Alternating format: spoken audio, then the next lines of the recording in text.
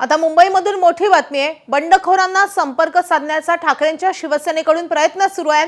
मात्र प्रभाग क्रमांक 95 चे ठाकरेंच्या शिवसेनेचे माजी नगरसेवक आणि नाराज इच्छुक उमेदवार चंद्रशेखर वांगणकर हे नॉट रिचेबल झालेत। चंद्रशेखर वांगणकर यांनी अपक्ष अर्ज प्रभाग क्रमांक 95 साठी भरलाय।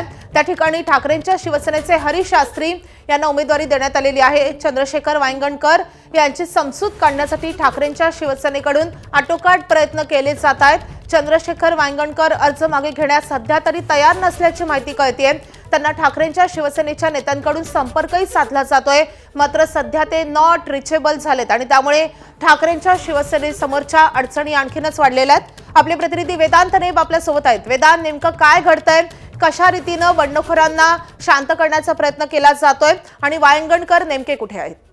साधारणपणे 8 ते 9 जण असे आहेत ज्यांनी अपक्ष म्हणून ठाकरेंच्या शिवसेनेमध्ये इतरांना उमेदवारी जाहीर झाल्यानंतर अर्ज भरले। त्यामध्ये वॉर्ड क्रमांक 95 चे चंद्रशेखर वांगणकर आहेत।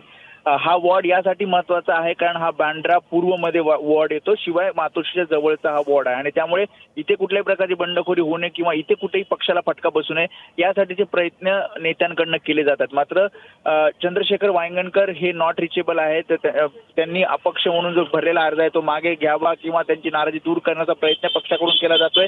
मात्र दुपारी 3 वाजेपर्यंत चंद्रशेखर वांगणकर अर्ज मागे घेणार का की मग ते अपक्ष म्हणून निवडणूक लढवणार त्याच्यावर ते ठाम राहणार हे आपल्याला आता बघावं लागेल।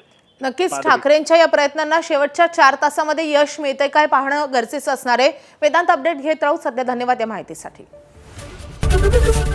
एबीपी माझा, उघडा डोळे बघा नीट।